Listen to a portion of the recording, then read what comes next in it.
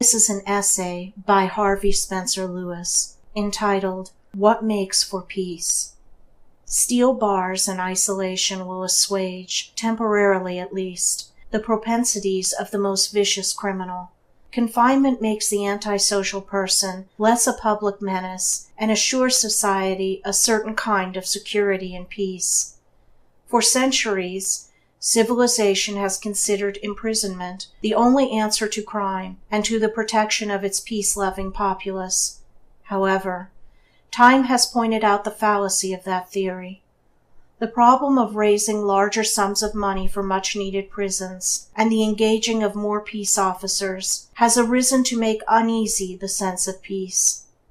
The percentage of crime has so increased that a goodly number of our populace in civilized lands is employed in detecting, prosecuting, and confining criminals, and every class of society feels the added taxation burden upon which crime imposes.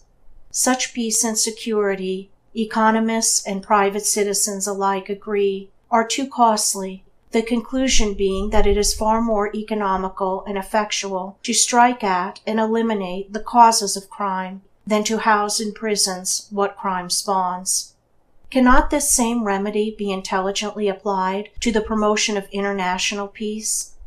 In the broad sense of the word, the peace which the average individual desires is freedom from intervention. If nothing develops or occurs which will hinder us from realizing our personal ambitions, the world, our world at least, is a most peaceful one. Happiness is a relative term, evaluated differently by each individual. It is a state of mind for which each man or woman, consciously or unconsciously, is striving. An environment which does not interfere with the individual in gaining and maintaining his or her ideal of happiness is a peaceful and friendly one. Peace, then, is imperturbability, and we are perturbed when anything opposes our search for happiness as we conceive it. The nations of the world, just as individuals, also want peace, but like criminologists of old, they work upon the theory of preserving peace by the building of larger armed forces to imprison the disturbing nations. Huge armies and weapon caches are needed to intimidate peoples of any nations that step out of line, that display what is termed aggressiveness toward other states, or who in any way oppose them. Military isolation, or encirclement of a nation, is equivalent to imprisoning an individual.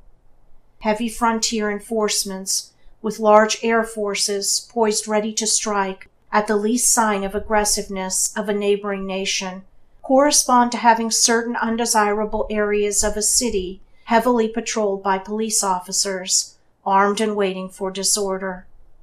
In both instances, the peace is an armed one, maintained by suppression of any rebellion against the established order. No attempt is made to remove the provocative cause of disorder.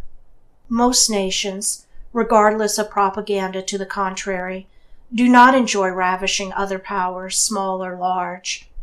The peoples of aggressive nations are not bloodthirsty, barbaric individuals, even though the results of their government's acts may have those earmarks.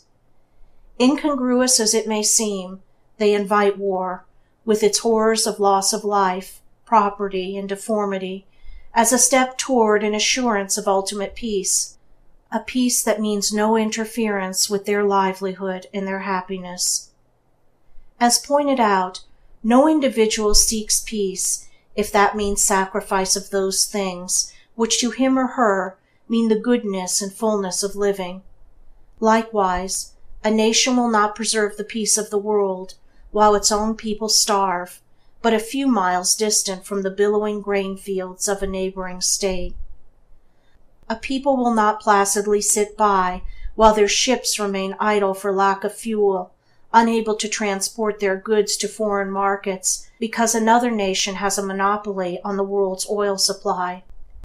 A people will not inviolate international peace if their teeming millions are forced to huddle forever on an unfertile spot on the earth's surface. No people will endure starvation, pestilence, and isolation so that others may enjoy undisturbed their pursuit of happiness. Almost any man or woman would prefer death to this kind of slavery. Truly, a state of affairs which denies people what they need is slavery and oppression. Is there then no other alternative than war and the ravishing of the weaker by the stronger? The elements for a true and lasting peace among nations are found to be in the removal of those things which now incite war. There must be brought about an allocation and distribution of the world's resources and goods. This is not the suggestion that fantastic and illogical communistic theories or philosophies be adopted. What an individual has acquired through his or her own initiative, no matter how great it be, he or she is rightly entitled to, provided that it was obtained fairly and within the accepted laws of his or her nation. However, monopolies of natural resources and trade routes, in a time in the world's history when peoples and nations are so linked together that communications from one part of the world to another is but a matter of seconds, presents a situation much like that of a sumptuous banquet in the presence of a starving person. Education and science have done much to unite the races and countries of the world, and to preserve their peoples and greatly multiply them. It must now make accessible to all, under just arrangements, the raw materials of the world. If they do not, the have-not nations will take from the have nations, as do individuals, in accord with the necessity which follows from their own natures. This arrangement is not plucking from those who have and giving it to those who have not. It does not mean that scientific establishment of a method whereby the nations that have not can, through their efforts, the application of their initiative, and the use of their skill and vision, earn what they do not possess. It means that no nation shall prevent another from accomplishing this, just so it may selfishly preserve the balance of its own power and wealth. If there is to be inequity among nations, let it be because one is superior in achievement, and not because one nation can successfully oppress another. If the economic structure of the world is adjusted and people find happiness in their pursuits, peace will naturally follow.